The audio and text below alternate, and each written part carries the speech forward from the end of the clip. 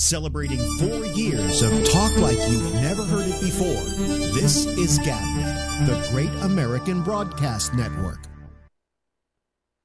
We're GabNet, and we've got you covered live 5 nights a week. First Tuesday through Friday at 9:30 Eastern, it's The Exchange.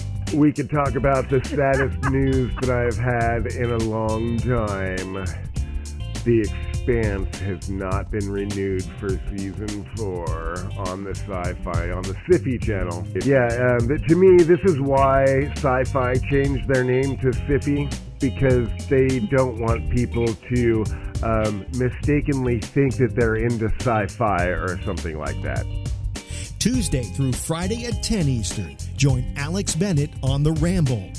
What is the rate at which Americans are killing Americans or just other people versus these criminals coming into the country from Mexico that, for instance, Trump talked about in his State of the Union address, the gangster invasion? I mean, do you I will agree with you, shit? But do we want more crime? Do we want more crime? We don't want more crime. So, but you want them to be able to come in legally, so that if they came in legally, you believe they wouldn't commit crimes. Not to the level that the gangs and drug dealers. Wait a minute. Why couldn't the drug people and the gangs apply here? Tuesday through Friday at midnight, The Intersection. There's a wonderful line in Raiders of the Lost Ark where the evil French archaeologist says, you take this cheap watch and you bury it for 1,000 years and dig it up, and it's an artifact. Yeah.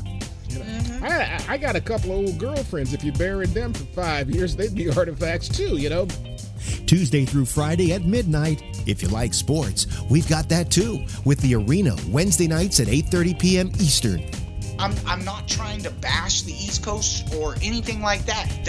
They just play a different style of basketball. Well, yeah, and statistically, they have been the weaker franchise of the two. Finally, you can get hot and bothered on Connections at 10 p.m. Eastern Monday, and by delay Tuesday through Friday at 1 a.m. Eastern. One of the first video games I ever saw was a game that Points for Pete used to play. It was like stick figures, pimps and hoes, man. Yeah. Pimp Wars. Pimp Wars. It was awesome. I was like, what are you doing? Oh, I'm beating hoe and getting my money. What are you doing? What? No, I'm beating hoe and getting money. I'm like, no, that can't be right. You buy AK-47s. And then a little voice comes on with Samuel L. Jackson that says, AK-47. AK-47. Very best there he is. Catch up on all the shows with our Weekend Flashback. All shows have the Citizen Panel, an exclusive concept of GabNet. It's new, it's daring, it's talk like you've never heard it before. Reasons why you tune into GabNet.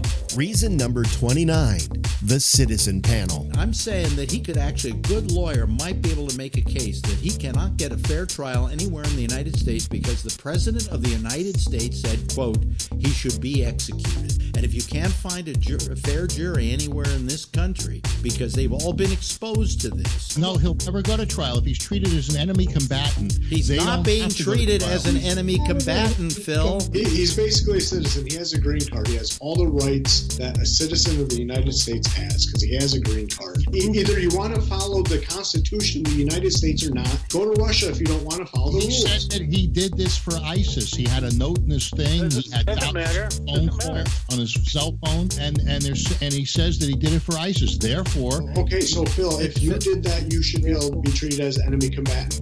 I think so. GabNet. Reasons to listen every day. Log on to gabnet.net for more. GabNet. It's talk like you've never heard it before.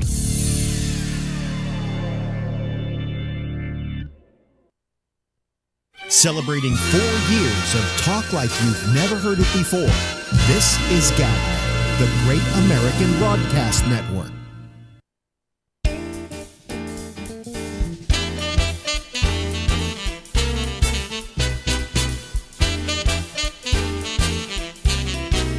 Do I have to sing it?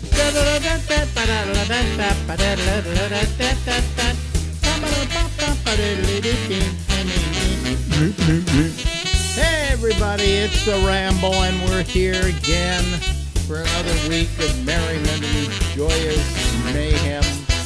And we go on until midnight tonight. That's Eastern Daylight Time, and we'll get to our citizens panel in about, 25 minutes from right now. But once every 3 weeks, we are, shall we say, honored to have the presence of our next guest. Ladies and gentlemen, all the way from San Francisco, California, it's Will Durst. Hello, Will. Hello, how are you doing this morning, Alex Bennett? Well, I just got up a while ago, and you probably got up 2 minutes ago, right? Yeah, pretty close. When did you get up? When did you get up? What's your normal time for getting up? Normally about 8:30. I get up about 8:15, so I could take a shower. Really? I slept till 11 today. Oh, nice. I take a Xanax to put me to sleep. I'm at the age where I need a sleeping pill to let me just sleep all night long and not wake up. Nice. I find 2 beers works perfectly well for me. Really? I can drink coffee all day long, as long as I have a cup of water for every cup of coffee, because it flushes it out. And then if I have 2 beers at night, boom, I'm gone. A glass of water will flush out the coffee? Well, that's my body. That's how it works. Everybody's body chemistry is different. So I see. Well, ladies and gentlemen, it's the Mark Twain of political comedy. I saw a. Well, I know. Yeah. Is that Eloise? It is. See, very good. I'm beginning to identify the cats now. That's Eloise. Now, you see, if you hold that up, we'll triple the ratings because cute cat pictures. Oh, yeah, you can use that as the capture, video capture. Will and Eloise. Yeah, right. No, I saw one of your tweets, and it reminded me of something else. Tell me if you got it from somewhere else.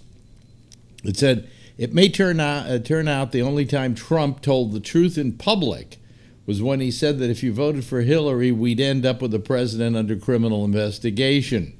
Sure enough, a plurality of us voted for Hillary, and now the president is under criminal investigation. Lock him up.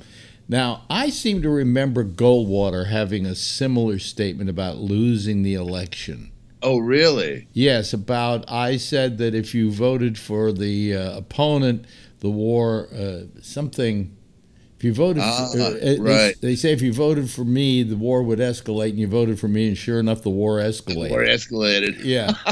Yeah, yeah. But I love that post. Barry. Me and Barry. Yeah. You're going to get a lot of retweets on that one, though, I'll tell you. But we have quite a bit to talk about here. What you think of Michelle Wolf? Michelle Wolf?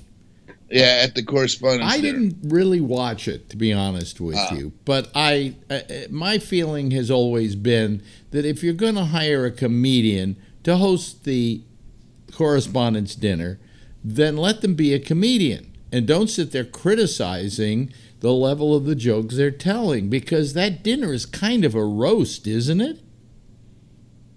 It's turned into that. It wasn't always. It's just supposed to be a comedy entertainment, and then it became political during Reagan and Bush and Clinton. And Obama.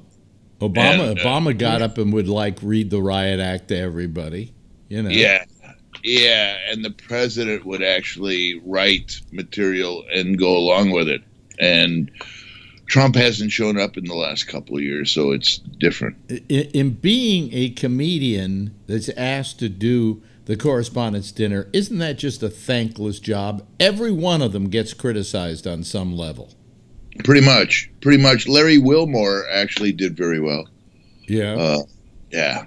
But was he criticized? That was during Obama, so he was able to pick on the other side. Yeah. But I mean, Don Imus doing Clinton, Monica Lewinsky jokes in front of Clinton.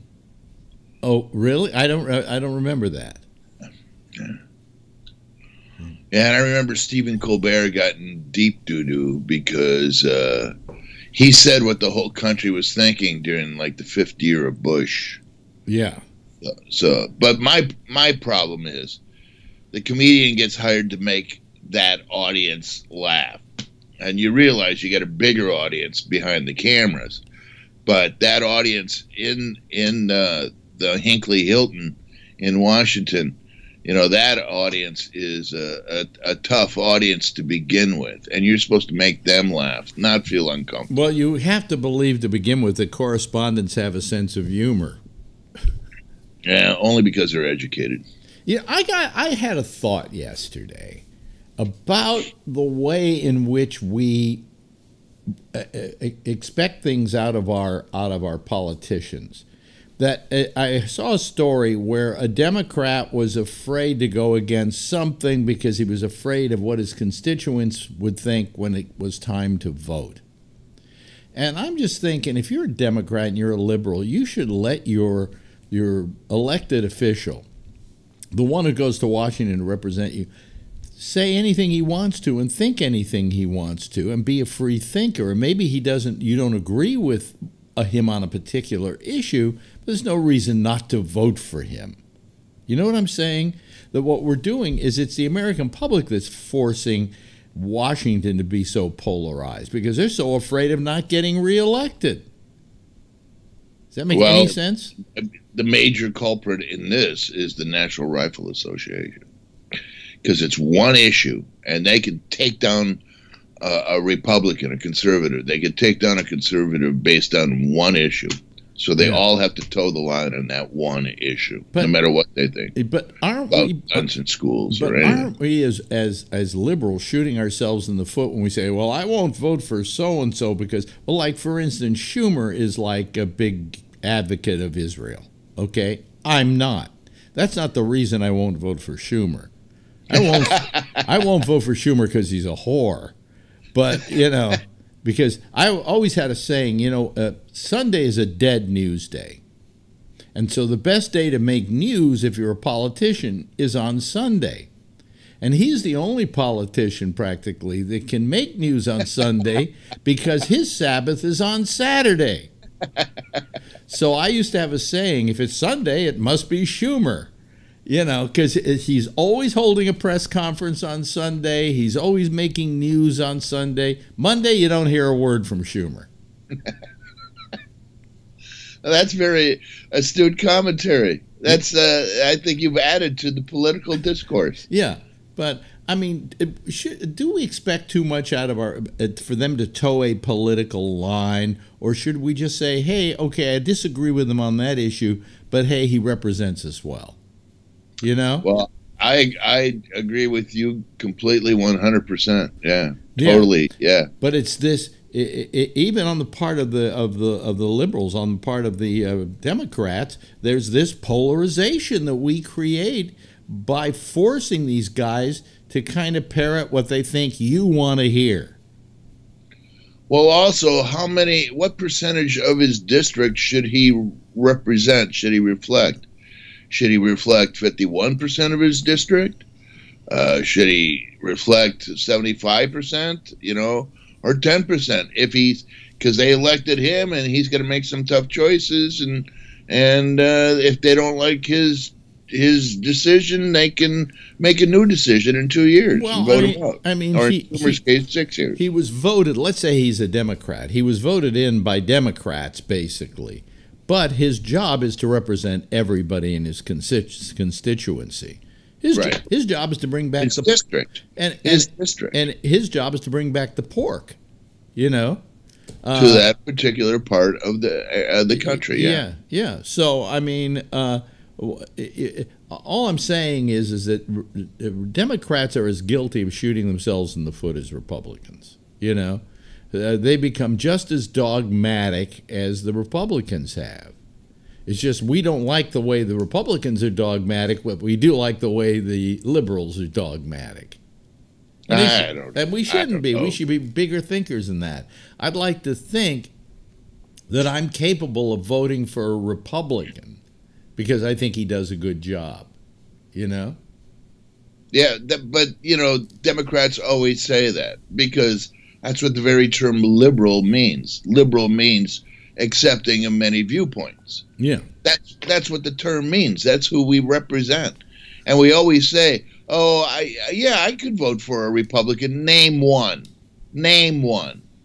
I'm thinking. Yeah. I'm thinking. Yeah. Well, you see, I couldn't today, and well, okay, if I were in Arizona, I might be able to vote for McCain. Not anymore. Yeah. I'm not allowed to make that joke. Yeah, but who cares? Who cares? Who cares how he votes? He's got a brain tumor. Do you know our president has yet to get on somewhere and say that was a bad statement that he made, that she made? You know, he has not decried that statement at all. No. And normally, won't answer the question. Yeah. Normally, if there was that kind of gaffe, a president would say, "Listen, we're very sorry. The man is not well. We may disagree with him politically, but we don't make jokes about his health." Blah blah blah. But Trump has no fucking class. He's an oaf. He thinks that you get class by painting everything gold, and that's it. You know?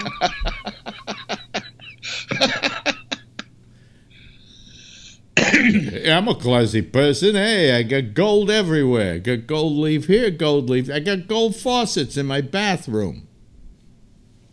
By the way, you know, years ago, they do you remember Jim Baker? Remember the PTL Club, which I loved. I loved that show. I used to watch it every day. It was hilarious. It was like watching a religious variety show, right? And eventually they arrested him and stuff because of people, not because of him. Truthfully, he was not really that dishonest. There were people, though, that were sitting there in the counting room stuffing their pockets full of money, you know. Wouldn't you? Yeah, sure. It's coming in cash, right? But he said he was going to build an amusement park, and he built an amusement park. Fuck you. He did what he said he was going to do. But then they said in the hotel, his suite had gold faucets. And they made a big deal about the gold faucets.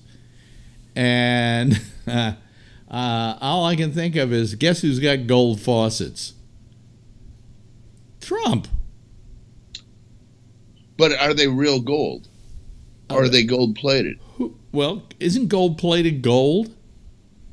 Yeah, but it's just, you know, I mean, any one of us can have gold-plated faucets. Yeah. You just go out and buy some paint that has, 12-karat gold flakes in it, and you paint your faucet. All I know is I just don't want my bathroom looking like the one at the Ritz-Carlton. You know? Ever see that photo of him at the piano? And Melania on top wearing a nightie. She's on top of the piano. No, I haven't seen it. Oh, it's great. What a classy first couple. Yeah. And now she's got a bad kidney. That sounds suspicious, doesn't it? What do you mean? Sounds suspicious. Well, I don't know.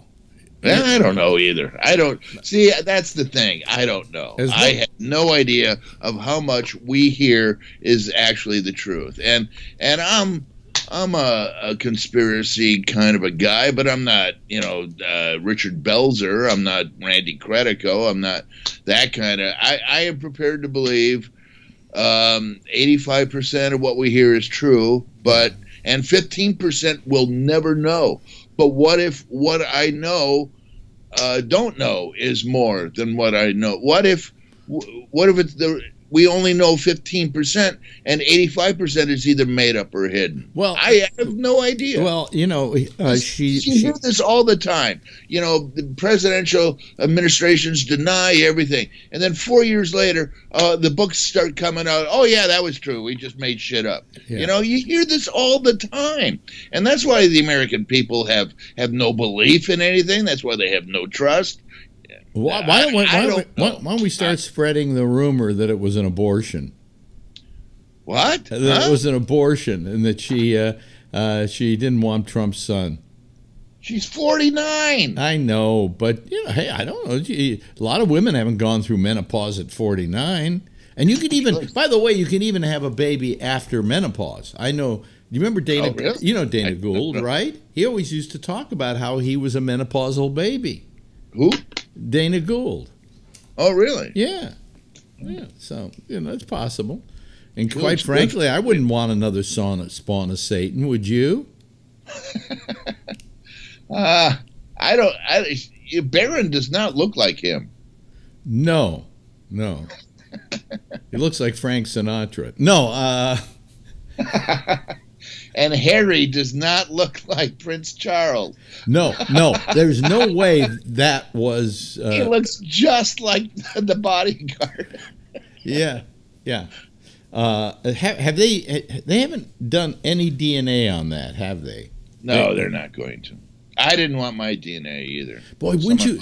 The best job in the world is being Harry.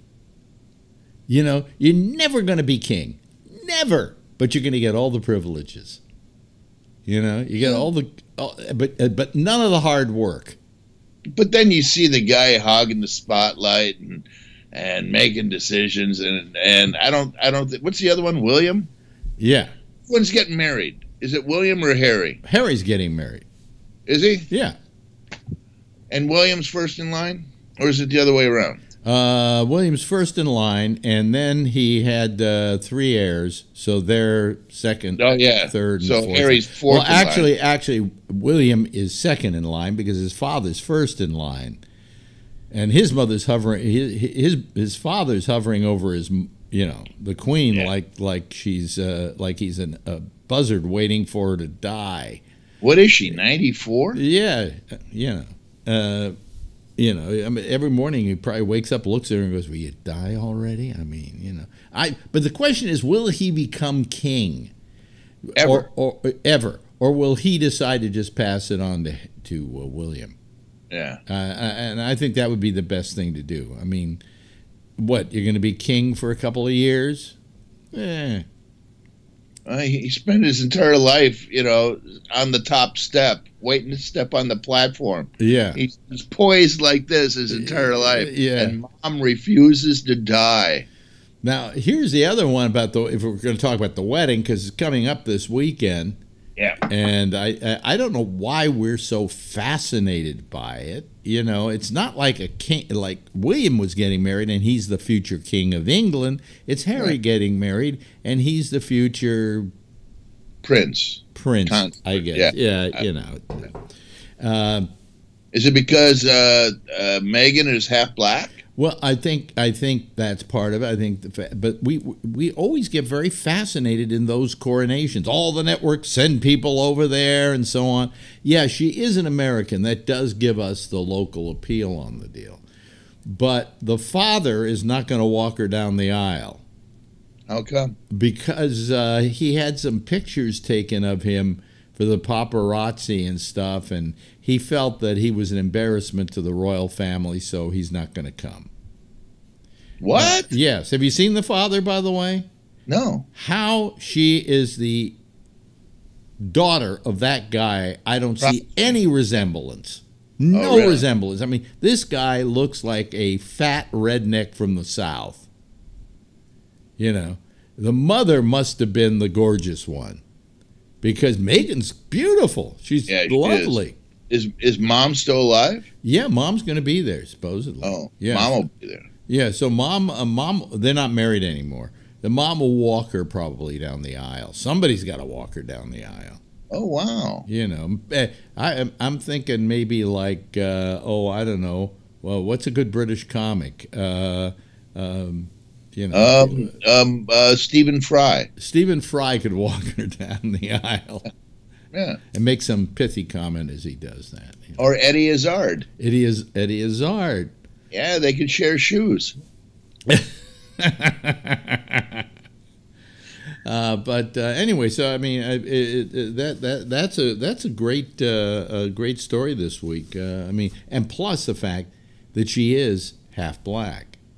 BBC America is going crazy every night. There's something. Yeah, but I mean, in tribute to the royal family, that doesn't seem to faze them at all.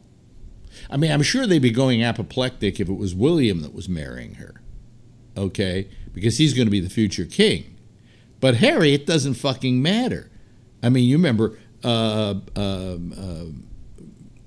Elizabeth's uncle, who became king of England, wanted to marry a American, Wallace Simpson. Yeah, Edward. Yeah, and because she was an American and because she was divorced, right? He couldn't become king and have her as his wife. So I'd rather be with a woman that I love and turn into a Nazi. You know, so you know all about that. Yeah. He abdicated. Yeah, but he also gave secrets to the Nazis. He went and visited Hitler. He was like very much a Nazi. That's why the family really came to hate him. Oh, I did not know that. Now that, of course, the whole royal. You don't see that in the king's speech. No, that's the other. That's his brother who took over from him. Right. Okay. That's the one that took over. He didn't want to take over because he had the speech impediment. But no, the one that abdicated, Duke of Windsor. I think he was actually king. No, he was king, yeah, technically, but he had not been. The coronation had not taken place. Oh, really? Yeah. Oh, okay. Yeah. Yeah, I think it's about a year later they do the coronation. It takes a lot of preparation. Yeah. Got to get the coach out of storage, and crap like that. Yeah, you got to turn the mice into footmen. Yeah. Oh boy! So how goes the nation, Will? We're in a constant state of frenzy, and I don't know. I think it's altering people's perception. Yeah. It's like the Democrats are turning into the little boy who cried wolf, because this is gonna be crazy and this is gonna be crazy and he did this and we miss the obvious, that he's just an insufferable oaf. And I don't know if the Iran deal, I have no idea. I tried reading the Iran deal. It doesn't make any sense to me. There's now he's got us in a summit with the kid from North Korea. Yeah. And like 2 months ago, they were arguing publicly, globally. He was calling him Rocket Boy. Yeah. And now they're going to meet. And now he's going to measure their nuclear buttons. Yeah. And everybody, then, of course, he should get the Nobel Prize for this, right? You know what? Maybe. No. He wants the Nobel Prize because Obama had a Nobel Prize, right? No way he's getting the Nobel Prize. To begin with, who should get the Nobel Prize is China. Do you remember Kim Jong-un took his little choo-choo ride to China? Yeah, and all of a sudden, when he came back, his whole tone changed. What riot act did they read him? No food for the rest of your life? No food for the rest of your life. So he finally decided, I better do something about this. And it was right after that. So the Chinese, if anybody should get a Nobel Prize, would be them. Okay? But I decided the Peace Prize this year should go to the White Helmets, the guys in Syria who pull kids out from rubble. Oh, the White Helmets. I thought you said the White Elvis. The White Elvis? Yeah, the White Elvis should get the Peace Prize. Oh, man, oh, man, oh, man. What have you been doing? Nothing. I just sit here waiting to die. Yeah. But... So you don't get out? You don't enjoy New York? I'm coming to New York in November. Oh, well, come see us. Or we even have a room here if you don't have a place to stay. I appreciate it. I might take you up on that. I'm going to be performing my little show at a theater downtown, like a 70-seater for just a week. So, yeah. He always refers to his act as his little show. My little show, yeah. It's also his nickname for his penis. No, that's Little Willie. That's Little Willie. No, so I don't do anything. You know, I do this, and I'm doing a daily news break thing, breaking news thing. Just a little. I found I do an 8-minute. Comes out to about 8 minutes news break every day. Every day? Yeah, saying what the news is and showing a picture and showing something from the show the night before. Doesn't take me a lot to put together. And it's getting a huge amount of viewers. I mean, what happens with the internet is the shorter the program is, the more popular it becomes. Family Guy did a bit about how the most popular they put on the most popular show on the internet. It's called the 6-second show, you know, and it's just it's a runaway hit. You know, nobody. I do a 2-hour show every night. Bullshit. I get 80 people who watch it after the fact. This thing, I'm getting hundreds and hundreds of people watching it, and it's it's amazing. It's just amazing. So that's the future. So I've added that to my thing, and then I belong to a gym now for 5 years maybe. Yeah. I've never seen the inside of it. But you keep paying the dues? Yeah, it's like $15 a month. Oh, all right. Yeah, what the hell, you know. So I now have a pharmacy that's right next door to the gym. So I'm thinking maybe I'll go to the gym. It's just a thought that I've had, you know. And get on a bike and then pedal on the bike for about 20 minutes and then go pick up my prescriptions next door and go home. You know, that's my exciting day. Otherwise, it's not a fucking thing to do in New York. I know you find that hard to believe, but you know, the place is too sterile. It's not the New York I knew. It's not the hello, how are you? Fuck you. Well, I didn't mean to say that to you, sister. Yeah. You know, that was the New York I liked. The fuck me, fuck you, New York. Yeah. You know. And now it's Disney-fied. Hey, listen, we've run out of time. You know, when I see it on the calendar, I just look so forward to our little chats that we have with each other. Yeah, say hello to Bubbles next time you talk to him. I just saw him. I did a little show down at Sunnyvale, and he wandered by and did a guest set. Yeah. And he says he sees you every couple of weeks. Yeah, so. Well, we don't see each other because he doesn't have Skype. In fact, he only has dial-up. So, you know, it's I call him on the phone. Yeah, that's Bubbles. The ultimate Luddite. I love him. You know, Bubs wouldn't be. You don't have to go through Pam, the operator. Yeah. Hi, Pam. Can you get me Alex in New York? Bubs wouldn't be Bubs if he didn't have dial-up. No, if he had a smartphone. Yeah. Anyway, we'll see you in a couple of weeks. Will Durst. Buddy. Oh, wait a minute. Before you go, show me San Francisco out your window. It's a little foggy. It's a little foggy there. Well, who cares if it's foggy? See that? Even if you look far enough, you'll see volcanoes spewing. You can see Hawaii. Yeah, I can see Hawaii from my window. Yeah. Thank you, Will. Bye, Alex. Celebrating 4 years of talk like you've never heard it before. This is GabNet, the Great American Broadcast Network. And that's our good friend Will Durst. We love Will, and we love having him on. And he's here about once every 3 weeks. He's a very busy man. He's a very busy man, and he writes and stuff like that. Go to his... he has a blog that he does, and I think you can actually subscribe to it or be part of it. He's a very funny guy, and knows his stuff. Oh, you know what I didn't do? I didn't put my shirt on.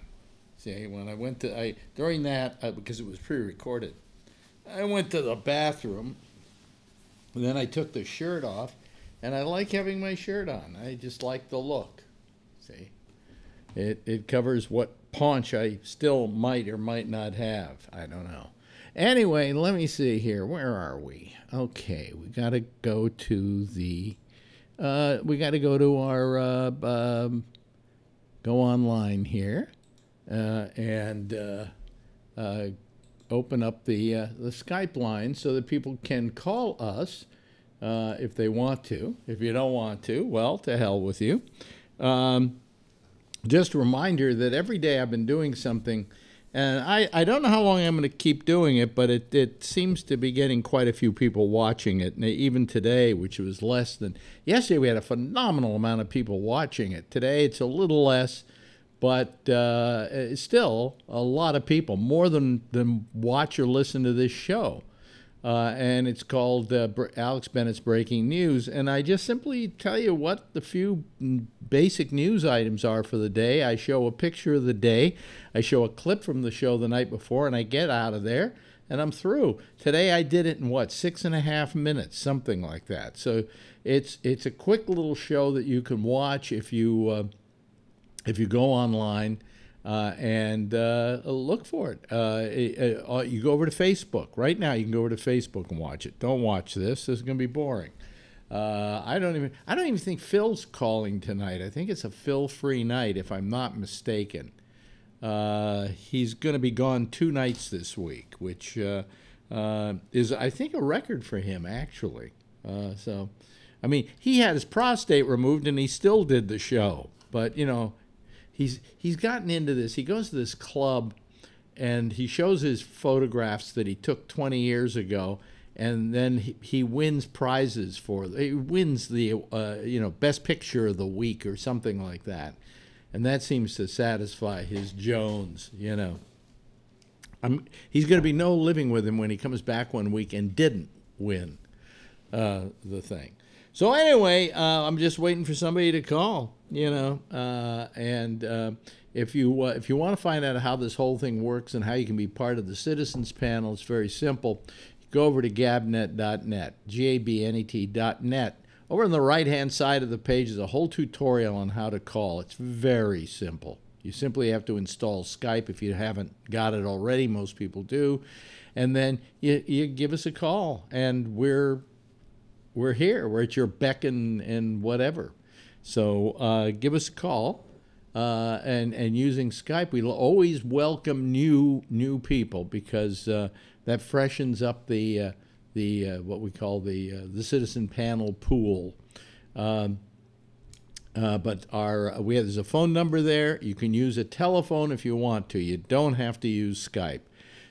And there's also, believe it or not, you can turn your Skype on, and there's a little button you can click on the page that will automatically dial the program. So could it be easier? No, it couldn't be easier than that. Okay? All right. Okay.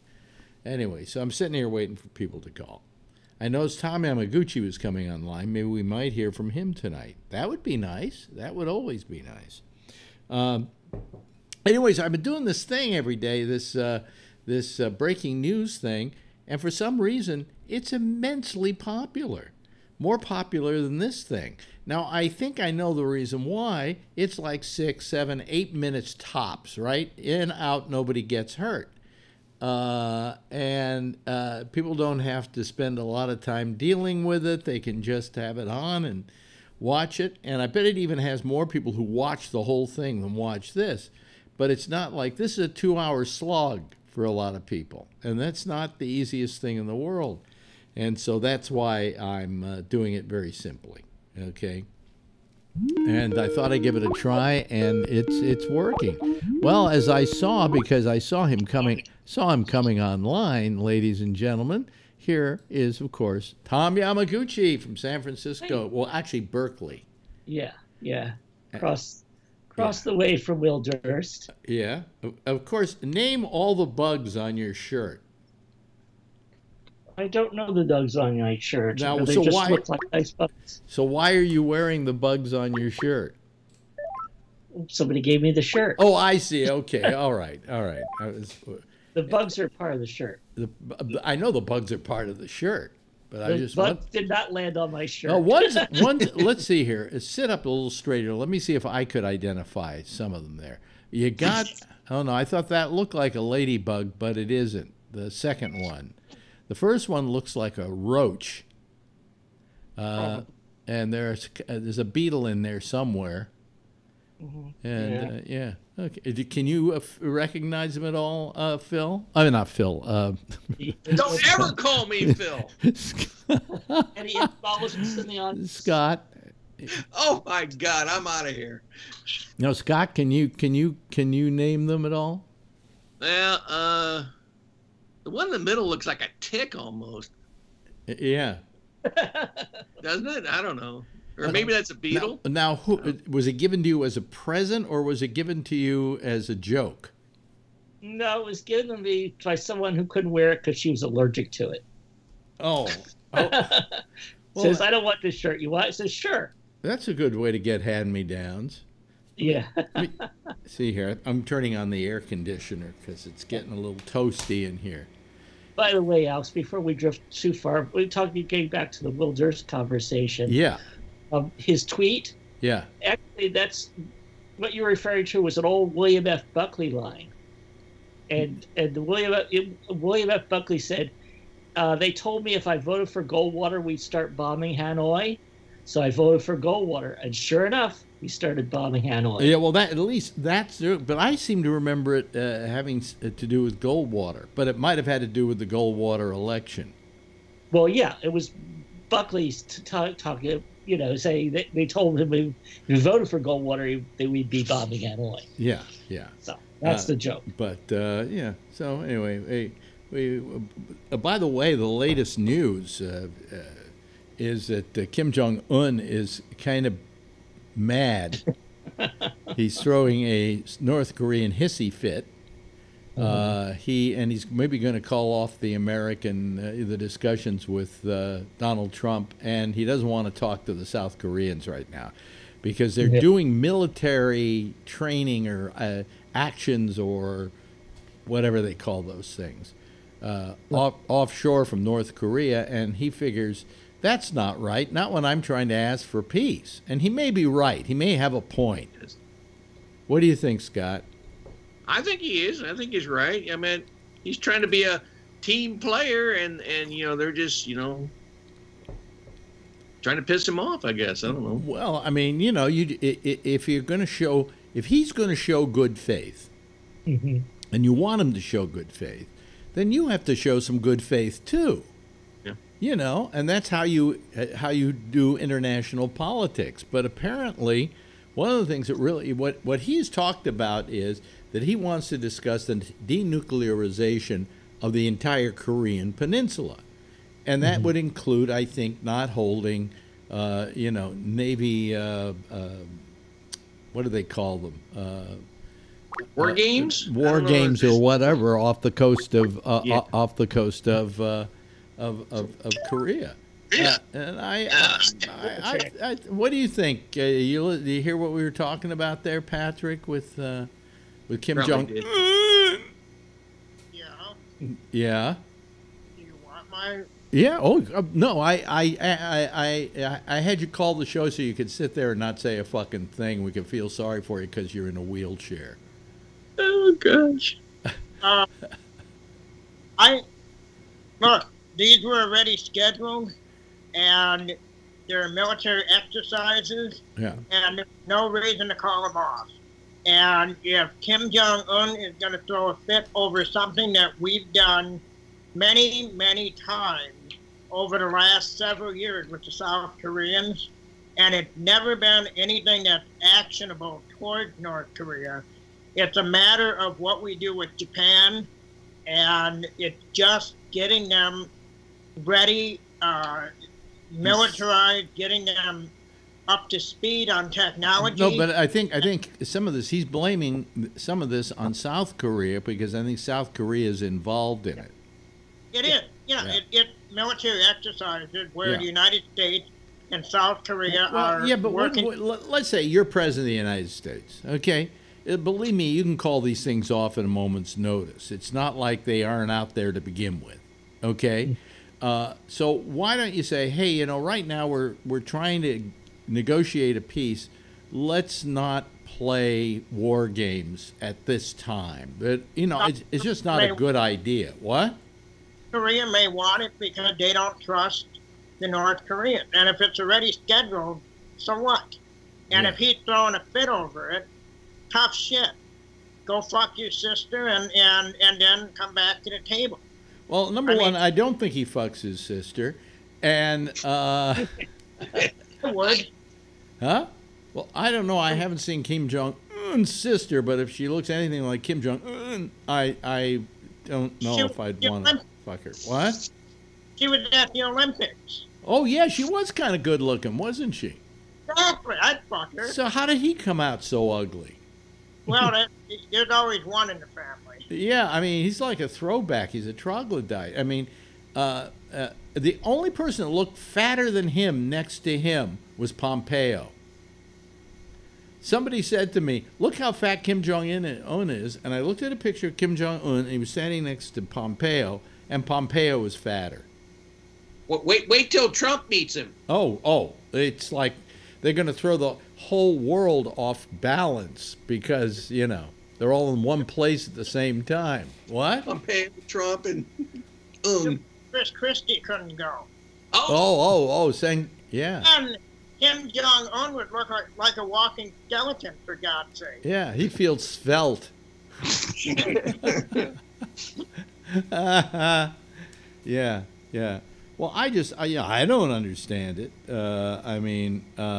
But I just think that, I don't know, at a time like this, maybe it's time to say, well, we'll show. He's going to blow up his tunnels. We'll show some goodwill. We'll hold off on the war games, okay?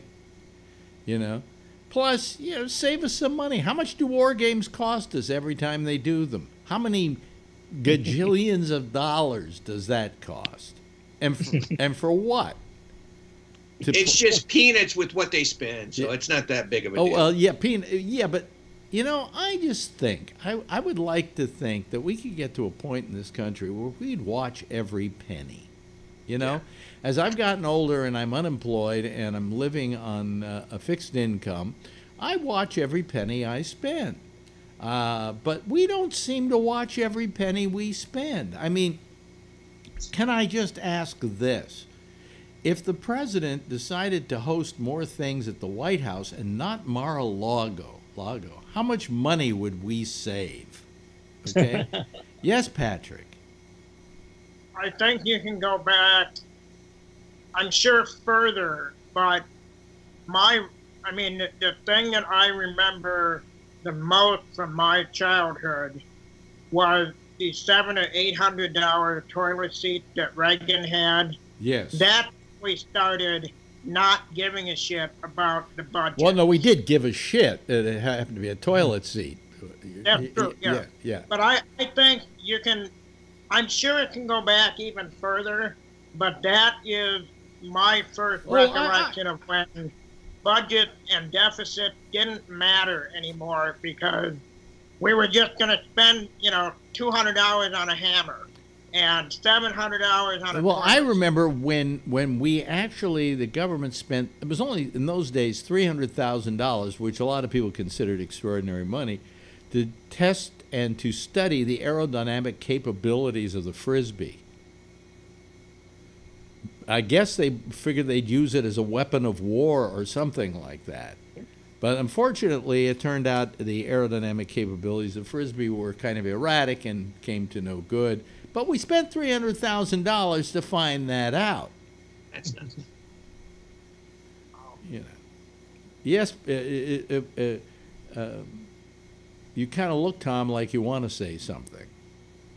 Oh, well, getting back to the Korean thing, that's the one thing that the North Koreans always make a fuss out is the military exercises, and so in a way I wonder if that's what they're using as their out, or at least the game that Un is playing with Trump. See how bad Trump really wants to look good in this situation. Is he willing to give in?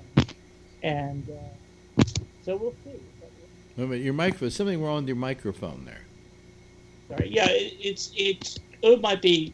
This might be the part of the test to see how much Trump is willing to give in. So that are you putting your hand or something over your microphone? I don't have it. Oh, maybe your pants or something?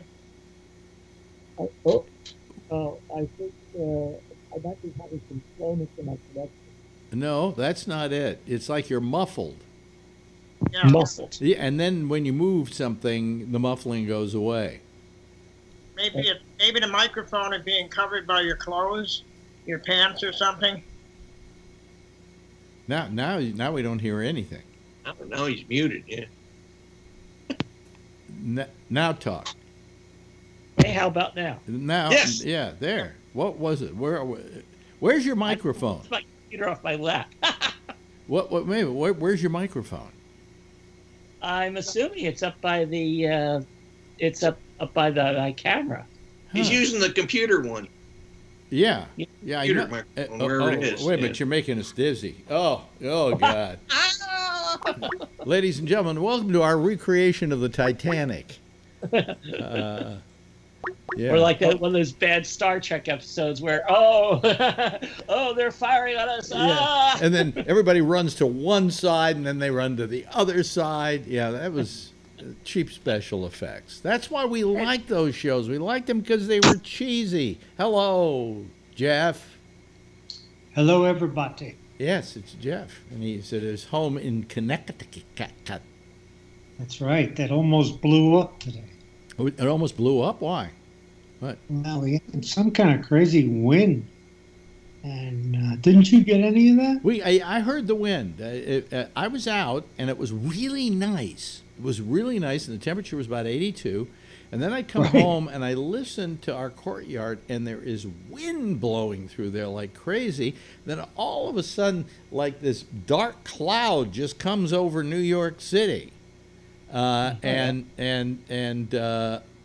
we then have a rainstorm that is quite profound, and then there was one clap of thunder that's the weirdest clap of thunder I've ever heard in my life. It just was like, the boom, and then it kept rumbling and rumbling and rumbling and rumbling and rumbling and rumbling and rumbling. Welcome to Texas. Yeah, I know. I was going to say Texas. I know, except we're in Connecticut. You're not supposed to do that kind of stuff. And my wife is out there in the car, and she has to go inside a store because it's too dangerous to drive. Wow. It was very strange. And then when the rain stopped and the wind stopped, now there's wood from trees all over the place, and it took her 3 hours to get home, which would be half an hour. Speaking of flash storms, Yeah. a girlfriend decided she had to go to her storage locker, which in those days was deep in the depths of New Jersey. It's about a 2-hour drive to her locker. And then she says, as long as we're here, there's this big shopping mall, really nice mall, let's go to it. And so I said, okay, so we go to it. And it's kind of one of these malls. It's got a bunch of stores, and it's got a hill, okay, and at the top of the hill there are more stores and more outlets. So we go to the top of the hill, and we do some shopping on all these things. And all of a sudden, it starts to pour like, Noah's Ark had to be built to get ready for this goddamn thing. It was just this immediate giant deluge. So we say, well, let's get back to the car, and we start going down to the car, and all of a sudden, all this water is rushing down the hill.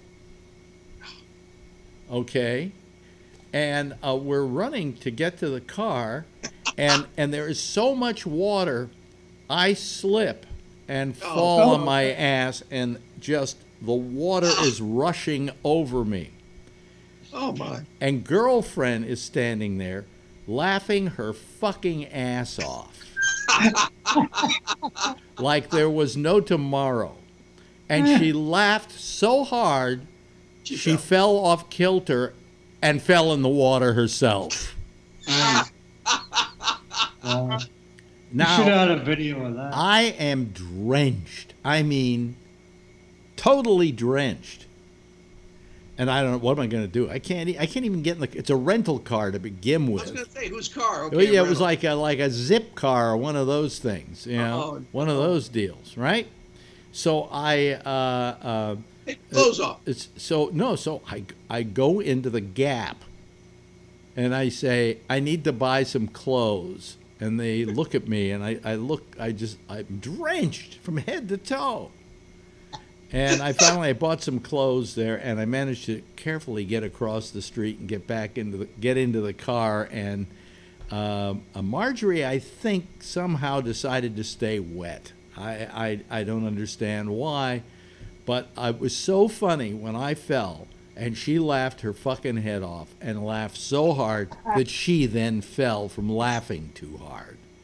So that's my torrential rain story. So I know what your wife's going through. Yeah. You know, when it happens, it happens. Yes, Patrick.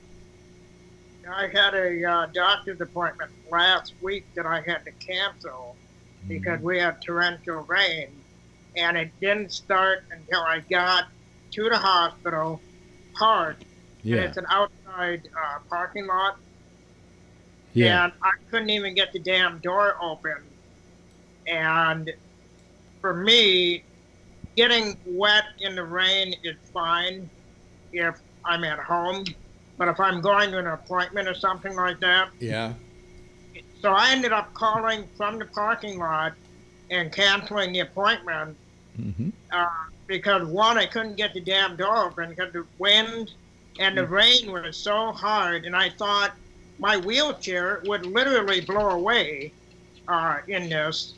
And then the lightning started on top of it. And I thought, you know what? I'm not going to die for a fucking doctor's appointment. So, just schedule. Son of a bitch. Yeah, well, anyway. So, where were we? Oh, yeah. Oh, I got this new prescription thing through my union, Express Scripts. And when I first time we got it, I got a 90-day supply for $216. Of all my drugs, a 90-day supply.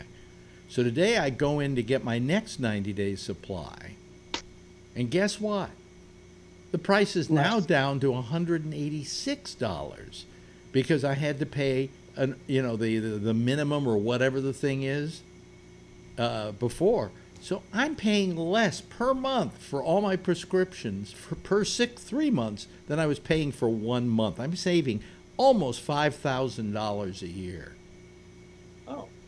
So I guess I lucked into a good insurance thing. Anybody here have Express Scripts or use it or hear of it? I never heard of it in my life, and then they wound up on 60 Minutes a couple of weeks ago for something bad they did. And they said they're the largest prescription drug dispenser in the country. They have I don't know, 200 million. I don't know how many people that are signed up with them. So, I'm happy. I'm a happy camper. It's nice to not spend the money we're spending, right? You know.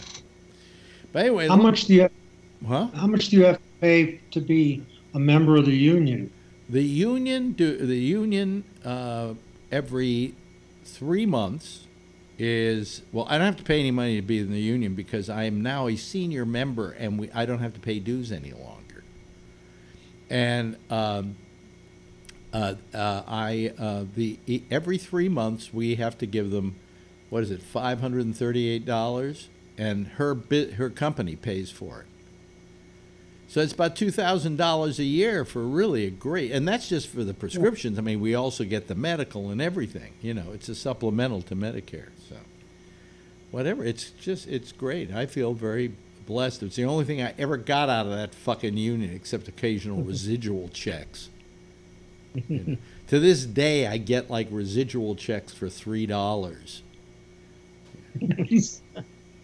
Thank God. I don't have any great love for Bill Maher, but damn it, he's made me a lot of money over the years because they keep running his special on HBO, his old special that I'm the announcer on. And so, like, once a year, I get at least a $71 check from Bill Maher's my performance on Bill Maher's show. I just wish they'd run some of the other ones. So, But if you get a chance, go to HBO Go and go to One Night Stand and look up Bill Maher, and it's the oldest special he has there, and that's me. That's my voice. So I do remember that's the incident. Did you ever hear me talk about the incident with Bill Maher that I had with him? You've heard this story, right, Scott? Have you heard it, Tom? Yeah, we've all heard it. You've all heard it. Then I won't tell it. And now everybody out there who hasn't heard the story is listening and saying, "But wait a minute, we didn't hear it. Tell us." Yeah, they're all saying, "We heard the story, Alex. We heard the story." Really? Oh, okay. Well, I guess that's a story I can't tell anymore because I've told it so many times now. Let's see. It goes like Bill Maher. You can follow my ass, or what is something? I forgot. No. Oh yeah. Do you do political stuff? Not on my. No. He asked quickly, just for people who've never heard the story before. I'm doing the One Night Stand with Bill Maher, and he calls me and I do the warm up with the audience. Yeah. And he says to me, "I understand you do the warm up." I say, "Yeah." He said, "Do you do any political material?" And I say, "Yeah." Well, I asked them like, "How many of you here voted for Bill Clinton or whatever, whoever the president was at the time?" And they cheer, and therefore we get a little. You do it so that you get the applause, you get the laughter, you get all those things that they can wild track later on in case they have to fill in somewhere. And he says, "Don't do political." I said, "Why?" He said, "I do political." I said, "I hear you're making $20,000 for this show." I said, "I'm making $300. Follow me, motherfucker." And I walked out. Yeah. So these people are not laughing because they've heard the story so many times. It's got a beard on it, but Well, what I'm puzzled at. You said people are still watching it. They're watching this 20-year-old show where the president. Yes. It's like, what time does it air? Like 3 in the morning? No, you have to go to like HBO Go, and then they have like under their comedy section a lot of their old comedy shows, and some of them are the one night stands. And I announced the first year, and unfortunately there weren't many comics in that first year that lasted long enough to still keep running those shows. But Bill Maher, who has a show on HBO, anything they've got on him, they put in there and run. So, anyway, thank you, Bill Maher, for sending me $71 a year. I don't know what it pays for. It doesn't pay for much. That's for damn sure. How do your prescription for one quarter? One pill. Subscription for what? For 1 quarter. You said you get it for a 3-month supply. So $71 pays about half of. No, it pays about a third. Yeah, for one. That's good enough. Yeah. $71 a year. But you know something? It's funny that over the years, if I added up all the money I made off those silly little residuals, which when they come in, you go, another $34 here, $10,000, $20,000. So not bad for one night's work, or actually one day's work. They flew me down to L.A. to do the openings on it. So, I mean, I did them when we were doing the shows live, but they wanted it better. They didn't get the audio just right. So they flew me down to L.A., and limousine picks me up, and I go to the studio, and I go, "Ladies and gentlemen, Bill Maher." And then the next one, "Ladies and gentlemen," I can't remember who the rest of them were. Oh, yeah, what's her name? The woman that used to be on the View. Joy Behar, yeah. She did one of them, and I got to know the guy who was the producer of the show. He used to be one of Ed Sullivan's producers, and I got to know him pretty well. And we're sitting there, and we're watching Joy Behar doing her act, and I said, "She's pretty terrible," and he said, "Yeah, I know." I said, "Then why are you doing a half hour with her?" And he says, "Well, you got to play politics." I said, what is this, the Young Agent special? He says, you got it. But she was terrible. She was just ghastly. In fact, as a matter of fact, she fucking still is. Oh. I've never seen her be funny. You know, so. When I've watched The View, and I have on occasion, I find Whoopi Goldberg to be funny, or to be smart with quips, and she always has been. I find her to be entertaining. But Joy Behar, you're right, it's like my next door neighbor trying to be funny. It's like... No. But you're right. You're absolutely right about Whoopi. I mean, very, very funny woman, you know. She and to her credit, she's lasted over the years. You know, she's managed to always find a new venue, whether it was going to Broadway or then going to TV and doing a talk show or whatever it took. Star Trek. Yes. Right? You know, she has always worked. And by the way, can I add, because I don't say it that often about most people, very nice lady. Very, very nice lady. Yes, Patrick. And she's diverse to be able to go between serious roles like The Color Purple and funny roles like what was the nun thing that she did? Yeah. You know, and Sister Act. Yeah. Yeah, she kind of reminds me of when Robin Williams did like Good Morning Vietnam and some of the other more serious roles. And even though he was a comedian, he was very fluid that way. And she's the same way. And she's still very relevant. Well, the thing most people don't realize is that comedians make good actors most of the time. And the reason is that comedy is the hardest kind of acting to do.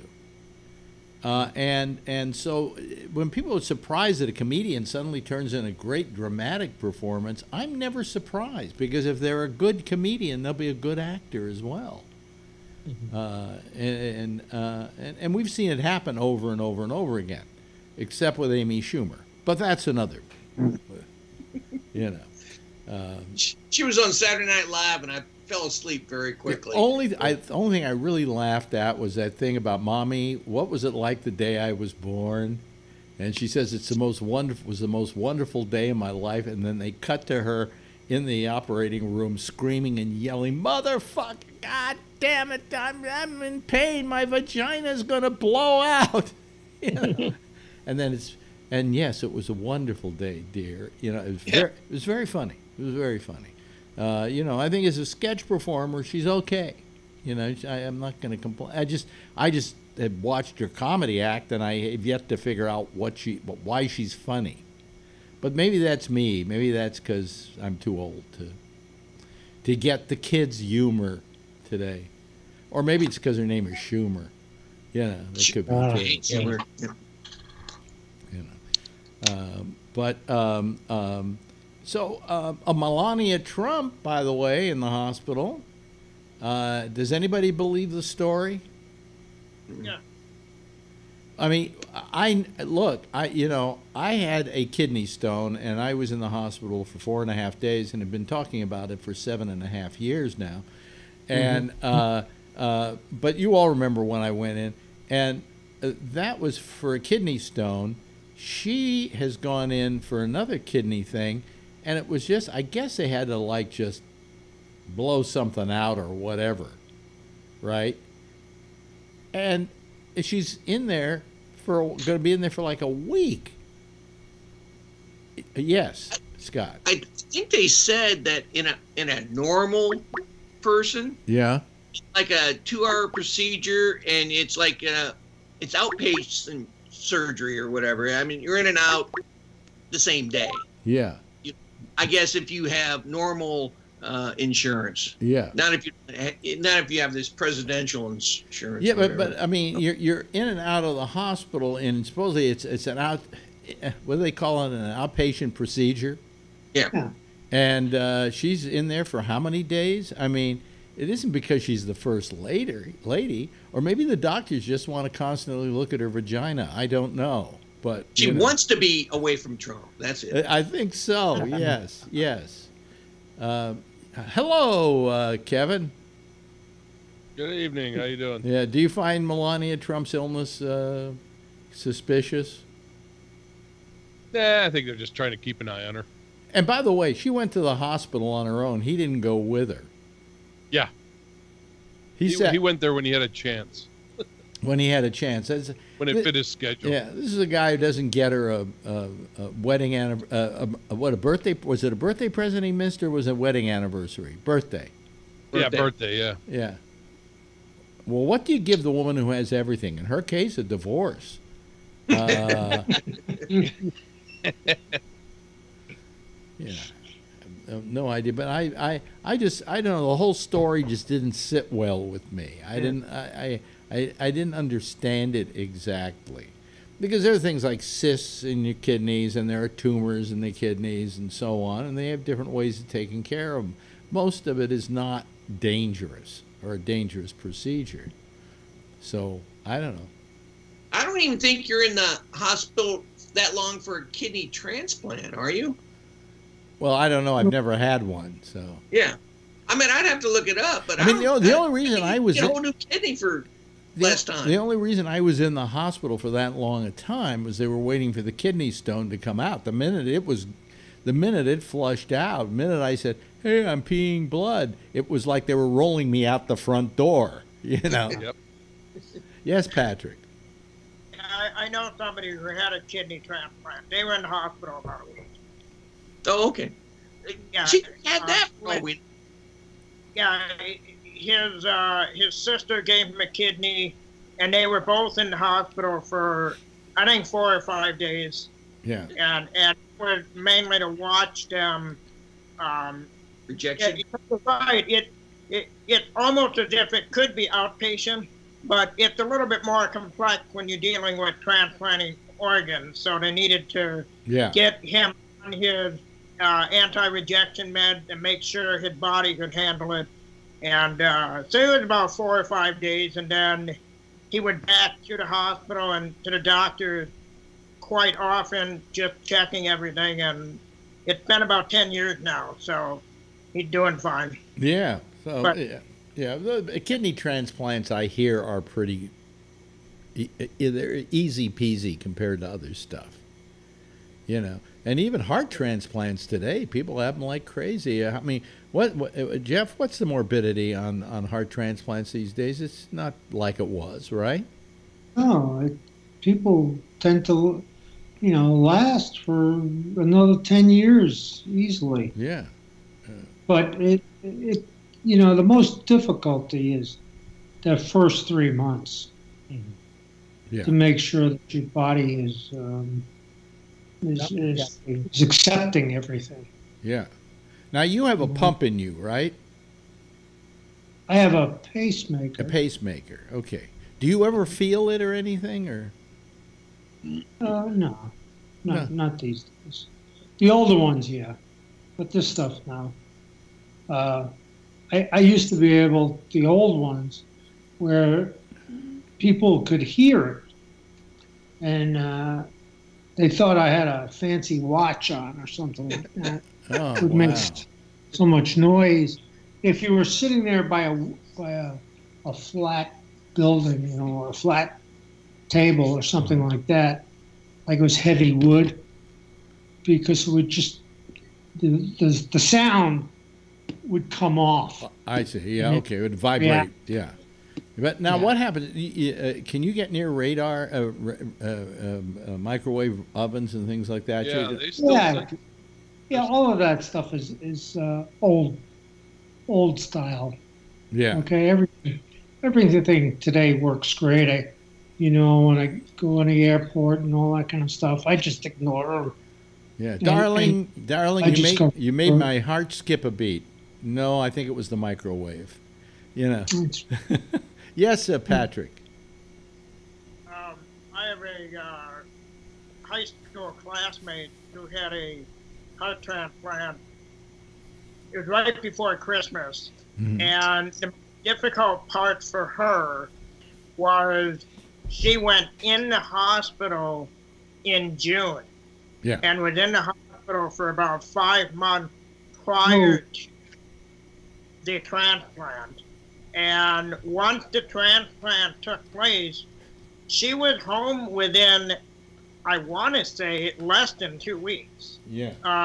Got her up and walking, and now she's doing fine. And like Jeff said, it's about the first 3 months. So it's been about 4 months now, and she's able to do a lot more, you know, taking walks and things like that. Yeah. But it was hell on her for the first, like I said, it was like 5 months before the damn thing, just being there. And she was hooked up to all sorts of machines because her heart basically failed. We had one guy down the street here who had complete lungs replaced with other lungs from had to be lungs from another person, right? Right. And he looks fine. I see him quite often. And he looks great. Looks like a regular guy. Wow. Do you have to get both lungs from the same person? I would suspect so, because it's a very difficult thing to get all your own anatomy to match with yours, you know? That's got to be a hard one to go find a donor for. I think so. You know, I mean, it means literally when they harvest people, boy, is this a morbid topic, but when people die and they harvest you, when it's harvest time and the harvest moon is out, do they really take everything that is usable? Or do they, you know, like for instance, I guess if a guy was an alcoholic and died, they wouldn't take his liver, as an example. But if it was a fairly healthy person all the way around, I guess they could like harvest his lungs, his heart, his kidneys. Well, first of all, you liver. have to agree to do that. Mm-hmm. Yeah. Yeah. You just can't. You just can't be that you're in the hospital and you happen to die, and they said, look what we've got. Yeah. These things are good. You got to check the box on your license, Yeah. Wouldn't it be terrible, though, if you die and you find out there is really a heaven, but you can't get in unless you got all your original parts? Give them back. Yeah. My cornea are gone. Well, I'm sorry, we don't have any seeing-eyed dogs up here in heaven, you know. But although you would think there would be seeing-eyed dogs in heaven because they did a good deed, you know. Isn't that heartfelt of me to say? Well. Anyway, hey, listen. We got a big wedding coming up this weekend. How many people are going to watch that? Yeah, I thought so. I thought so. Because more fun watching all the drama with Dad. Girlfriend. Well, I was going to get to that. Girlfriend already has the thing ready to record. She said she hasn't missed a single royal wedding or coronation since 1953 when Elizabeth was coronated. Is that the term? Made queen. I remember seeing that. Huh? I saw that. Yeah, I've watched every coronation since Nathan Lane was made queen. So, you know, but she's going to watch it. She wants to watch it. And I'm going, that's okay. You know, what the hell? I have nothing better to do with my miserable fucking life than to sit there and watch two terribly rich people get married. And that'll be what? That'll be 7 o'clock in the morning for you, right? Is it that early here? Yeah, I guess. Yeah, it's like 4 o'clock in the morning here. Oh no, wait, it's probably 4 o'clock in the morning for you guys. Right, I was gonna say because it's about 3 a.m. for me. Yeah, it's gonna be 1 here. Well, she's recording it. Okay, Yeah, I think it's 7 o'clock in the morning here. I don't know, but anyway, the thing is that number one, I think Harry's the luckiest guy in the world because he doesn't have to become the King of England, and I don't know if that's a consolation prize. I think that's a curse. You know, here he gets all the things you get when you're with the royal family, and he's the second royal heir at one point. And all he has, he can marry anybody he wants to. He can marry a Negro. Yeah. He can marry a Schwarzer. What? Now, if William wanted to marry a black woman, they would have gotten apoplectic. But that's Harry. He's never going to become king. Let him be happy. So he can marry anybody he wants to, and he's marrying this absolutely beautiful woman. Who happens to be half black and half trailer park trash. Have you seen that father? Have you seen the father? I have not. Yeah. He's big. Surprise, surprise. He made himself a quick $100,000. He can't go to the wedding. You know why? Because he's having a heart operation on Wednesday. And if you see the picture of this guy, you go, he should have had a heart operation 5 years ago. I mean, he's really, as we call in the Jewish faith, a schlump.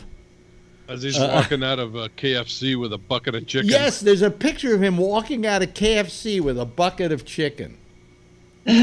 So he originally he wasn't going to go to the wedding because of this whole dust up of the fact that the paparazzi paid him to take pictures. And then he found out today, because he had a heart attack 8 days ago, that he's got to have a heart operation on Wednesday, which would be terrible because if he dies during that operation, it's going to be a really shitty wedding for Markle, Meghan Markle. So this is getting awesome to be really high drama without there any reason for there being high drama. But he could die, right, Phil? Yeah. Jeff? Phil. God. Yeah, obviously. He has a heart attack? He had a heart attack, and now 8 days later he went to his doctor, and they said, well, you got to go in and have your heart fixed. So, But he still weighs a fucking ton. I think that once they get all the lard out of there, immediately new lard is going to take its place. Well.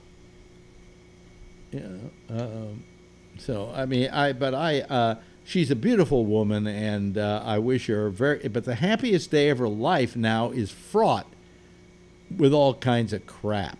But, she won the big prize. Yes, Patrick.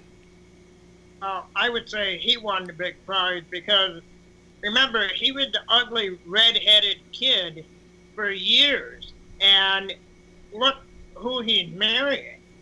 Actually, but he's not ugly like the rest of those troglodytes, those throwbacks, those inbred people in that family.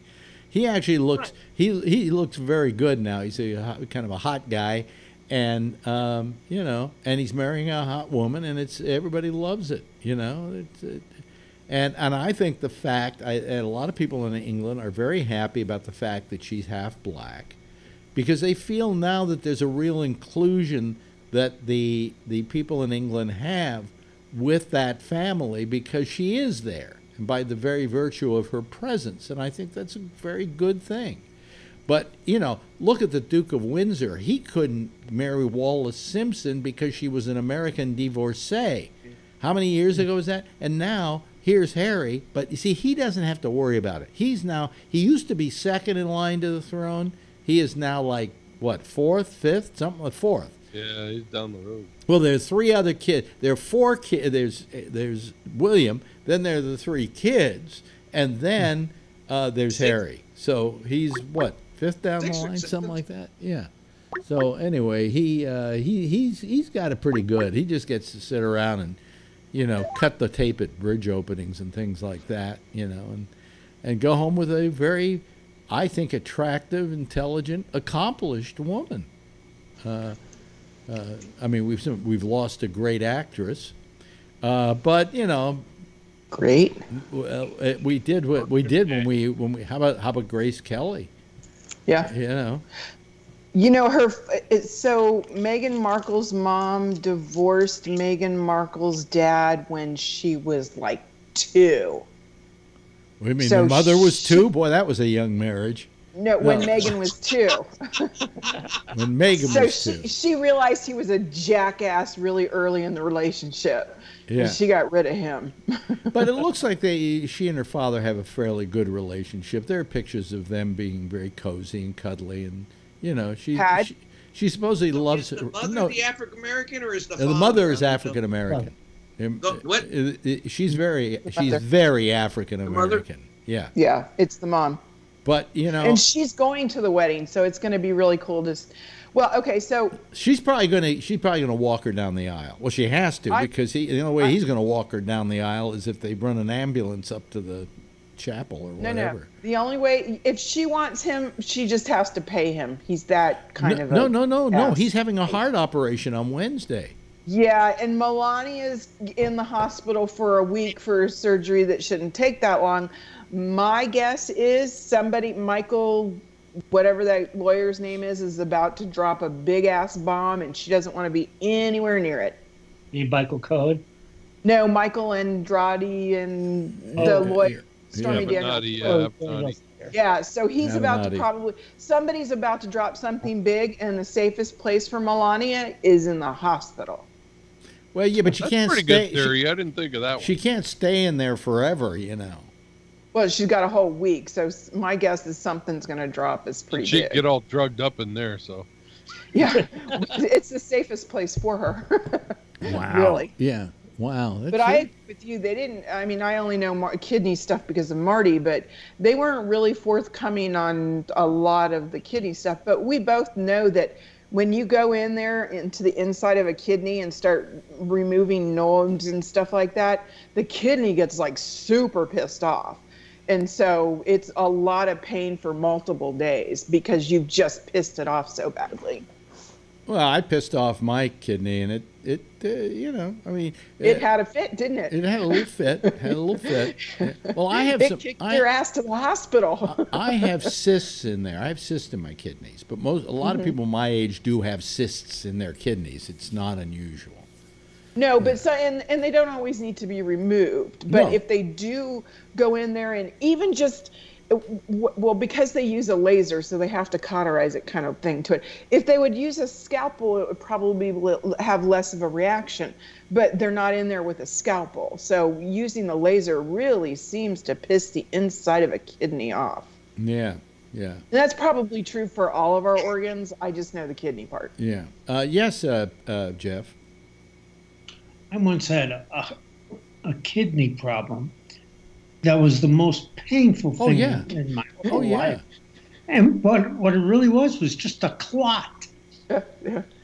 Mine was just a stone, but it just started to hurt. I mean, they had to give me the Laden, constantly shoot me up. But yeah, I don't know what it is, but when you put something foreign in and I don't know if this is true. Who had not a kidney stone, but a liver stone or something?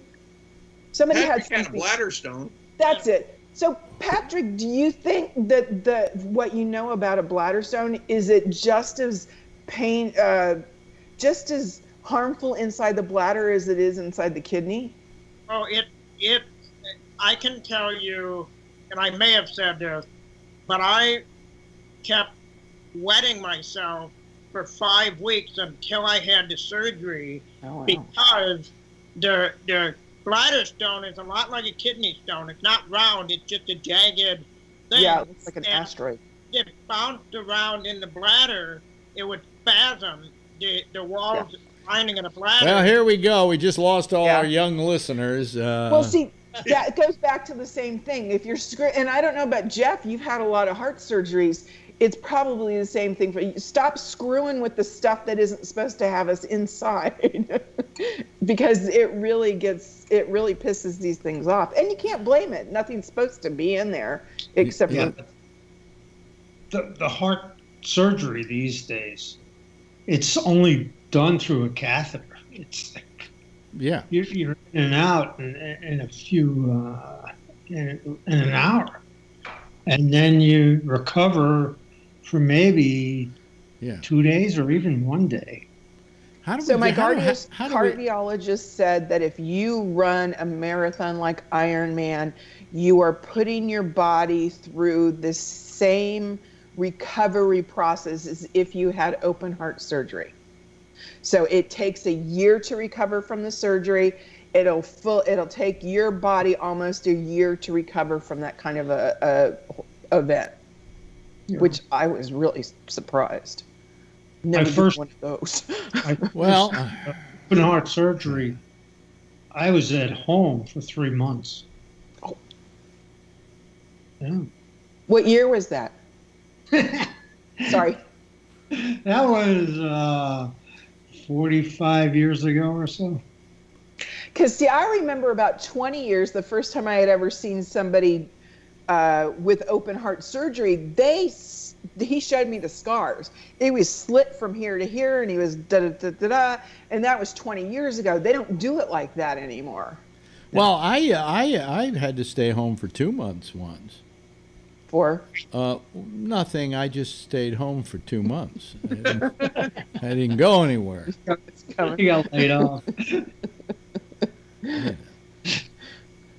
Yeah, so, we've gotten better with our surgeries and stuff like that. It's just that our bodies are bodies, and they have to recover in the method. Wait a minute, let me write that one down. Our bodies are bodies. Okay, I got to write that one down. I got to remember that. It goes to the point where all you idiots who ride motorcycles, first off, if you want, I think the law in the United States should be, you can go without a helmet on a motorcycle anywhere in the United States as long as you sign a donor card.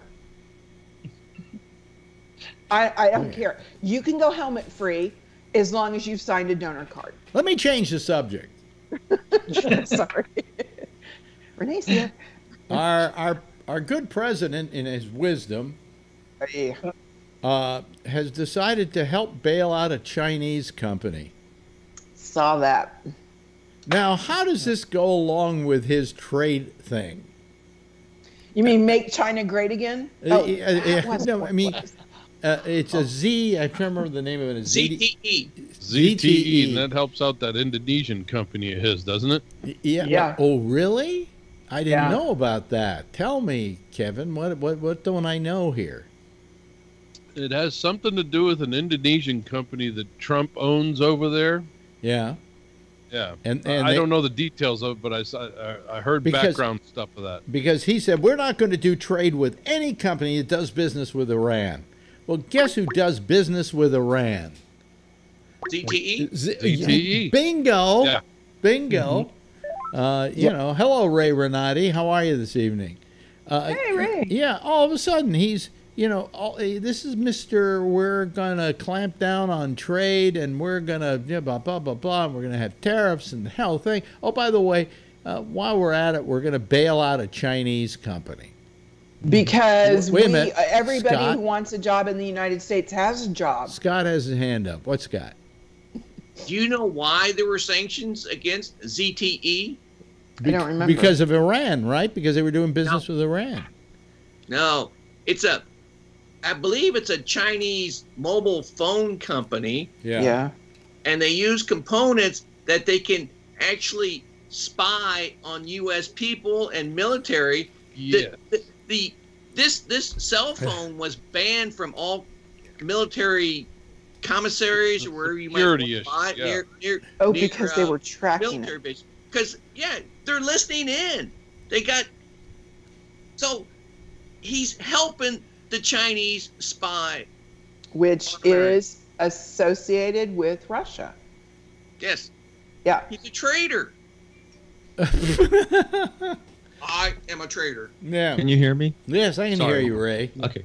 Yeah, I got the new update of Windows 10, and it's all screwed things up. Okay. Oh, of course. Every time I did that the other day, and among other things, I couldn't figure out why I wasn't getting any sound out of the computer, and it's because it muted my speakers when it came back online. That's what just happened right now. Yeah, Change yeah. the settings. Yeah. It changes all my settings. I have to go in before the show and make sure all the settings for the show are right because the only thing that's worse than Microsoft, at least when Microsoft does an update, it takes maybe, 10 minutes, something like that, right? Mm-hmm. Have you ever done it? Any of you have Macs out there? Raise your hands, okay? Raise your hands. Okay, you all got Macs. How long does it take you to do a normal update with a Mac? I don't usually know. I get up, go get coffee. Go get coffee, then go to the store, maybe go out and see some friends for dinner and come back, and maybe it'll be finished doing the update. Yeah. And then you have to sign in, and maybe it'll let you sign in. I had this thing where for months it wouldn't let me sign in, and then all of a sudden it worked. It was like, what the hell, man? Though I've never had a problem. I have to thank everybody. I switched to Chrome, and even on the Mac, it's much more stable. So, Kevin, you might want to try to download this. You mean I've never had a the problem. web browser, the browser? Yeah. Oh yeah, that's what I use. Chrome web browser. Safari just drives me crazy. Oh no, I gave up on Safari. Really? So that's what Apple people know. You have to have Safari, and you better go out and get something. I use Safari to monitor this show, but I do everything else with Chrome. I'm impressed. It's fast. It's non-glitchy. None of the problems I have with Safari I come even close in Chrome. So Kevin, you might want to download that one as your second. Yeah. But I've never had really many problems with Safari either. I don't know. Maybe I just find Safari isn't as sophisticated as Chrome. Chrome is pretty sophisticated. I don't have to worry about any of the apps, any extensions. Also, all the Chromes that I have, whether it's on the PC or whether it's on my Macs here or my Mac in the other room, all of them look alike. They all have the same tabs, everything. They all talk to each other, which it's as things should be. Across platforms. Yeah. You would think that Apple would do better than that, Tell you what happened, though. I got to tell you something that bothers me. Here, what's bothering you, Alex? Is something bothering you? You're so non-bothered by things. Oh, okay. Well, that's bothered me. So I subscribe to this thing called Audio Blocks, and Audio Blocks is what supplies the music we use here on GabNet. It's royalty-free if you pay them $150 a year, and you get all the music you want, and you can use it forever. It's you buy it, you use the service, you download it, you get to use it forever. Okay.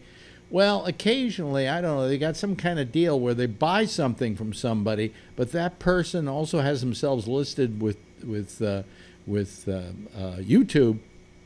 And then I'll get a thing that says, this is a copyrighted piece of music. And I'm going, no, I paid for this fucking piece of music. So then I got to write them and make a complaint. And then I write Audio Blocks, and I say, hey, they stopped me on one of the pieces of music I bought from you guys. Go get them, because they always go do it for me, right? Sorry, we can't do that anymore, but if you want to pay another $49 a month to get the premium service, we will do it. Well, I'm going to be sure not to use Audio Blocks. Well, no, I mean, they're very good, and it's very useful, so I paid the other $49. Wow, $49 a month? But I also get to add people to my subscription, like four other people. For fuck's sakes, add everybody. Well, I added Rob because Rob does all the promos on the network. But if anybody, if anybody, I use Yahoo's free service. They have a bunch that's free, and YouTube does have. If you have a piece of music that's bad, I meant YouTube. Sorry. Yeah, YouTube has free music you can use. And sound effects. Yeah, but it's never appealed to me particularly. It's never. Yeah, there's not a lot of. It's not the quality that you have with audio. This is pretty deep. And then I subscribe to their video blocks, which is the way I get all the visuals, for instance, like for the GabNet logo, the background, and all of that. So, You know, I mean, you know, I pay out about $300 a year for royalties and things like that. But that's not bad. That's not bad. No, it's not terrible. But still, I don't like getting upsold like that. You know, I bought the thing originally, and they said, "Hey, we'll take care of it whenever there's a problem," and now they say, "We won't take care of it when there's a problem unless you have our premium service." Well, fuck you. So rude. Fuck you. I wrote them a fuck you letter, and they wrote me back and said, "Too bad. You got to pay us the $49, or we won't do it for you. We'll do it for you in this case." And they did it, and the copyright violation was gone the same day. They got it done. You know, so. But I hate being told. You know, I go out and I make sure my music doesn't have copyright violation, and then I get YouTube saying it's a copyright violation. So, anyway, there's one other thing I wanted to talk about, and I can't remember what it was now.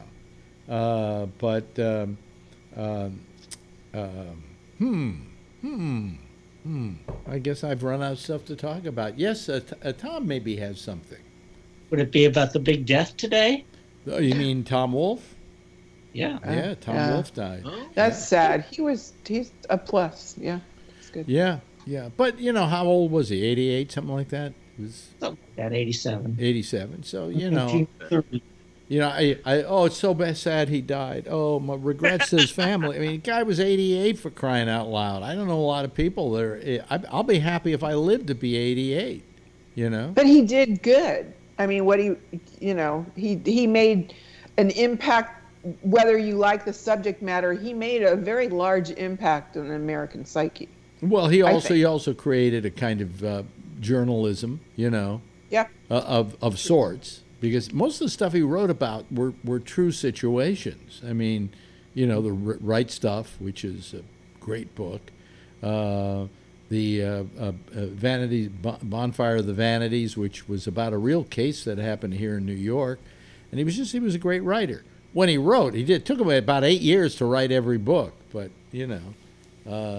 But I think when he decided to write a new book is whenever he ran out of white suits, you know. So. that was his trademark. Anyway, so let's see here. We took care of Meghan Markle. We took the wedding's coming up. I'm gonna watch. I know this is not a Renee thing, but I'm gonna watch. Basically, you watch for the fashion. So I want to see all the hats. I want to see the faux pas hats and the good hats. I hope they're not going to have those. I hope those two sisters are not going to wear those goofy hats again. Everybody's going to wear a hat. It's a hat event. Yeah. Patrick. I know Patrick's going to be watching. Yeah. You going to wear your hat? And Renee can watch it live. Yeah. See, he's got a hat. That'll work. No, wait a minute. Yeah, because he has it's got to be over here, right? Wait a minute. It'll be on in the evening for you, right? Yeah. It'll be like prime time for me. Oh, really? Yeah. By the way, give us the latest report. How's things on the Big Island with the Kilauea is about ready to blow her fucking stack, isn't she? Okay, so thank you for your first call out in your Alex shorts. And then for the second call out... Wait a minute, let's clear that up. It's not Alex Shorts, okay? Breaking news. Breaking news. Alex Shorts has something else involved in it. You know. Okay. So the first call out, thank you for that. The second call out where I did the weather report, I don't know. That's not good. It was not... I never go back and watch. Well, people wrote me and said, "Are you going to do traffic?" And I thought, well, I do have somebody who can do weather, and I played that clip of you doing the weather. So I also don't like to hear my voice on this show too, but Alex says that's kind of normal for people. Yeah. It takes a while to get used to it. Yeah. Well, you got a nice voice, so that. Well, I had a temper tantrum on there, so that's cool. Yeah, I showed him at his. I showed him at his forever now. Yeah, great. Yeah, but at least you made the clip of the day. You know, hey, if you got that's the one way to make it. Just lose your shit. Yeah, yeah. Do you like those little short things I'm doing? I love them.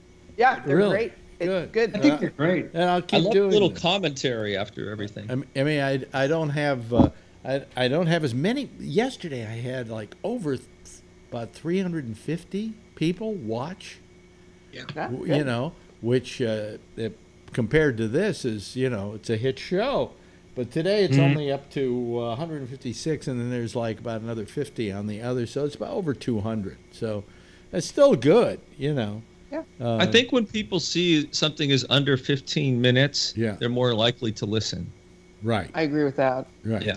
Scary as that sounds, it's, you know, this whole 6 minute thing is our attention span is getting shorter, and I don't think that's a good thing. Well, with the short attention span theater that I'm doing here, it certainly proves the point. You know, and let's be honest. I mean, people, if they want to watch this, have to watch a whole 2 hours. Yeah, you know, that's a good point. Where with too. that one, if they know it's going to be 6 to 8 minutes, I may even put the time of each one in the title so that people can see that it's short. You know, actually, all you really need to do is put if it's Phil free or not, and you probably get more people watching. Yeah. Sorry, Phil. Yeah. Well, tomorrow's clip is Will Durst, so you know none of you have to worry about the. And you didn't let Durst talk political commentary as much as you normally do. Well, if he wants to, I don't. You know, I don't push him to do it. You know, and but he's interesting in any event. So yeah, you know. big time. But he's so intelligent. And did you hear? He said he was trying to read the Iran treaty. I was like, oh my God. I was like, okay, I didn't even crack that. So it was interesting to hear him. Yes, Ray. Yeah, I had a thought, and I don't know if this is good or not, but what if Will overlapped into the citizens panel? I'm sure he wouldn't want to be here the whole time, but just for part of it. There's several reasons why not. Okay. Number one, he works at night. Yeah. Okay. And the fact of the matter is we record these things like at noon. Okay. And I tried using a guest with the citizen panel on a couple of occasions, and it just didn't work. Yeah. You know, because either the citizens panel keeps quiet in deference to the person I've got as a guest, or the guest is quiet in deference to the citizens panel. And it does. Yes, Scott.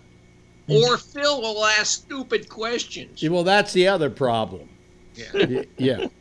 Yeah, who's going to want to be on it? We're the only ones who'll put up with him. So that's why I keep most of those interviews to myself rather than put people on with the.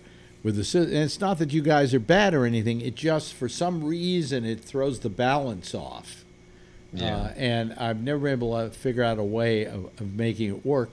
Plus, as I say, most of these people that I'd like to have on do work at night. You know, so it makes it difficult.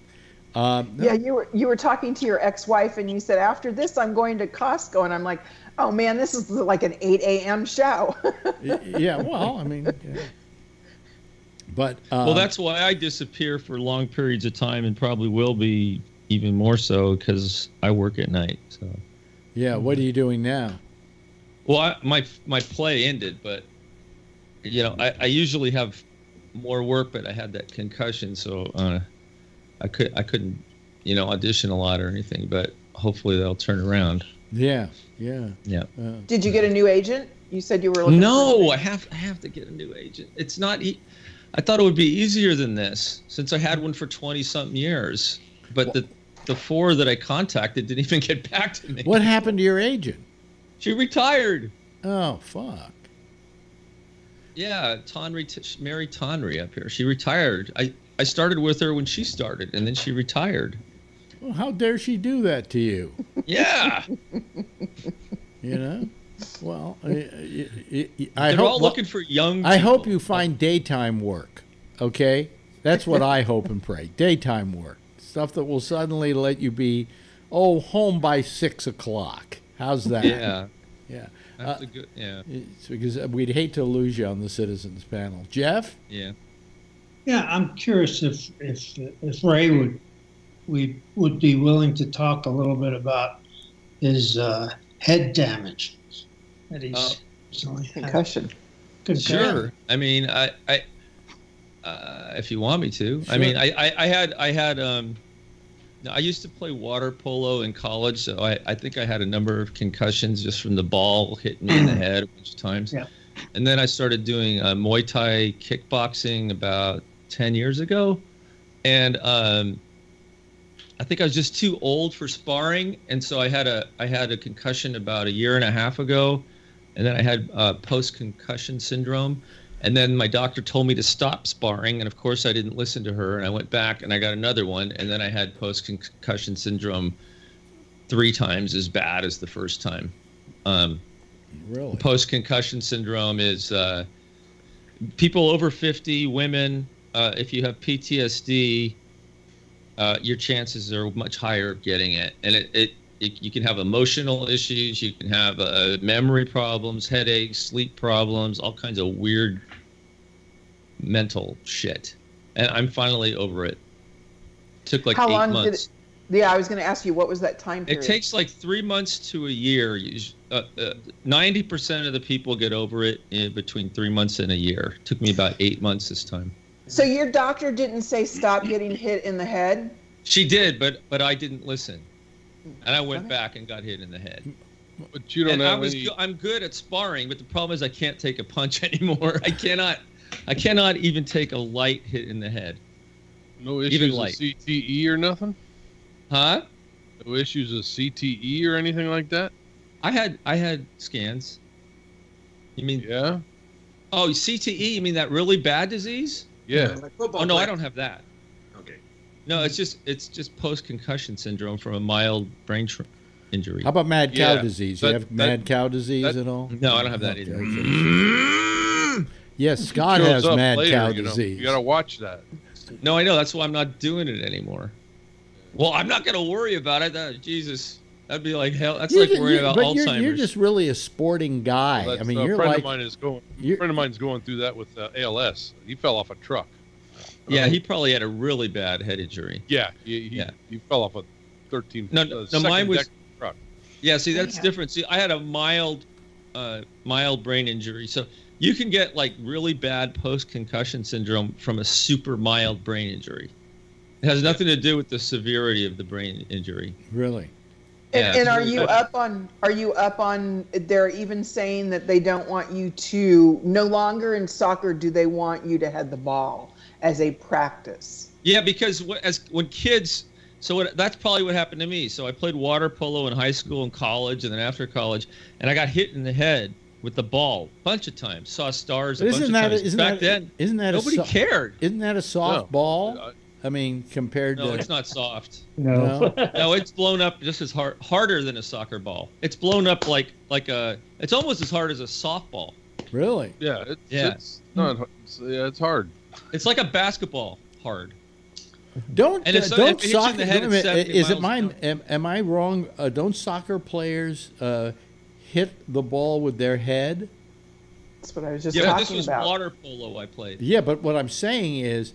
It's got to be terrible. I mean, when they talk about sports injuries, soccer players must really have them badly. They've done this study now, and they are not allowing kids under the age of X to do headers anymore. That's good. And they don't want them doing header practice either.